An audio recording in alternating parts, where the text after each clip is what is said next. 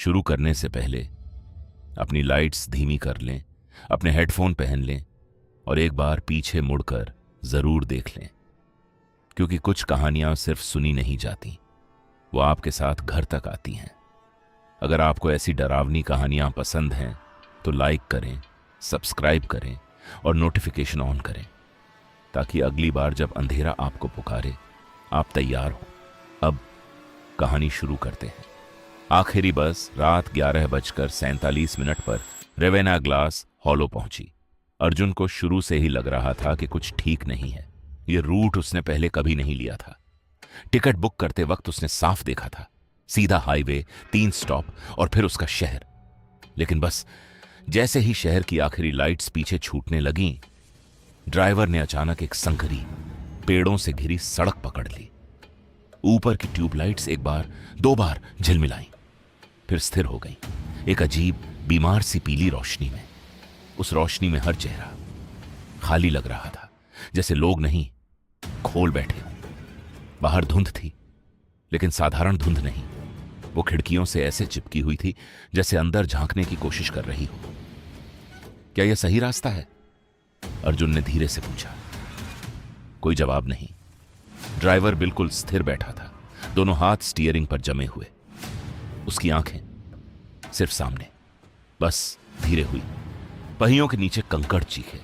धुंध में एक जंग लगा बोर्ड उभरा। Welcome to Raven Glass hollow.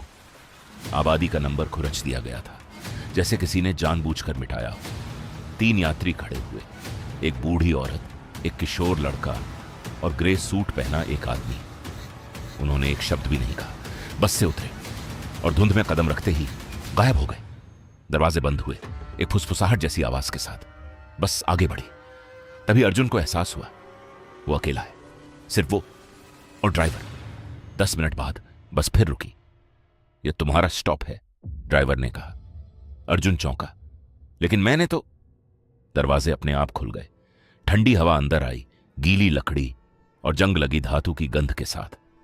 Driver धीरे धीरे उसकी ओर मुड़ा। उसकी आंखें बहुत गहरी थीं, इतनी गहरी कि उनमें कोई रोशनी नहीं थी। तुम पहले ही देर कर चुके हो। अर्जुन के शरीर में सिहरन दौड़ गई। वो नीचे उतर गया।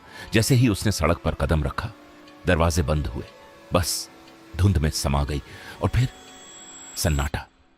ऐसा सन्नाटा जिसमें अपनी सांस भी भारी लगने लगे। कोई हवा नहीं, कोई कीड़े नहीं, कोई आवाज नहीं, सिर्फ एक स्ट्रीट लाइट जो टिमटिमा रही थी। अर्जुन ने फोन निकाला। No signal, battery 12%। कमाल है, उसने खुद से कहा। वो चलने लगा। कुछ ही मिनटों में उसे एहसास हुआ, हर घर बसा हुआ लगता है, पर कहीं कोई इंसान नहीं। एक खिड़की के पीछे पर्दे हिल रहे थे, लेकिन हवा नहीं थी। एक दरवाजे के पास जूते रखे थे, जैसे कोई अभी अभी उतार कर गया हो। तीसरा दरवाजा अपने आप खुल गया। अंदर एक कमरा था। टीवी पर सिर्फ स्टैटिक, मेज पर चाय का कप जिसमें से अभी भी भाप उठ रही थी, एक कुर्सी धीरे धीरे झूल रही थी। अर्जुन का गला सूख गया। हेलो।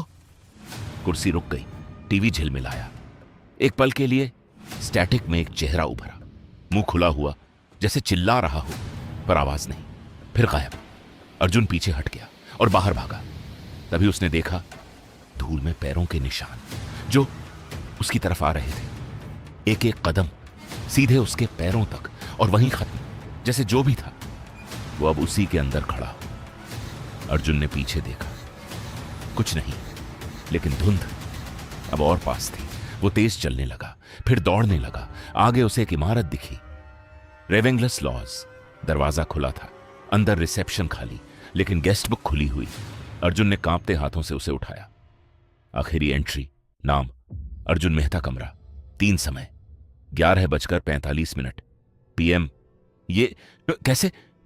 कमरा नंबर 3 आधा खुला था। अंदर एक बिस्तर, एक कुर्सी और एक आईना कपड़े से ढका हुआ। अर्जुन धीरे धीरे आगे बढ़ा। उसने कपड़ा हटाया। आईने में ये वही था, लेकिन प्रतिबिंब मुस्कुरा रहा था, जबकि अर्जुन नहीं। आईने की सतह पर अंदर से धुंध जमी और शब्द उभरे, यू केम बैक। अर्जुन ने चीखते हुए कुर्सी उठाई और आईना तोड़ दिया। कांच बिखर गया, लेकिन पीछे एक और कमरा था, अंधेरा, और उसमें कुछ हिल रहा था। धीरे धीरे एक चेहरा सामने आया। वो अर्जुन था, लेकिन बूढ़ा, त्वचा धूसर, आंखें खोखली। इसे मत देखने देना, उसने फुसफुसाया। तभी दरवाजा अपने आप खुल गया। एक लंबा धुंधला साया खड़ा था। उसकी कोई शक्ल नहीं थी, बस एक खालीपन। अर्जुन भागा पूरी ताकत से। दूर हेडलाइट्स दिखी, बस वही बस। वो अंदर चढ़ गया। इस बार सीटें भरी थीं। बूढ़ी औरत मुस्कुराई, वेलकम बैक। लाइट्स झिलमिलाई। अर्जुन ने नीचे देखा, उसके हाथ पारदर्शी थे। ड्राइवर धीरे धीरे मुड़ा। अब तुम उतरोगे? अचानक किसी ने उसे पीछे से धक्का दिया। वो सड़क पर गिर पड़ा, बस फिर गायब। इस बार वो उठ नहीं पाया। तुरंत किसी ने उसका हाथ पकड़ा। एक लड़की। क्या तुम ठीक हो? अर्जुन ने अपने हाथ देखे, पूरी तरह पारदर्शी। उसने ऊपर देखा, वही जंग लगा बोर्ड। अब उस पर लिखा था आबादी 2। और जैसे ही उसने लड़की की आंखों में देखा, उसे एहसास हुआ अब वो भी यहां फंस चुकी है, हमेशा के लिए। अगर इस कहानी ने आपको थोड़ा भी डराया, तो आज रात अगर 11:47 पर आपके घर के बाहर कोई बस रुके, तो कृपया मत चढ़ना। लाइक करें, सब्सक्राइब करें और सावधानी से सोएं।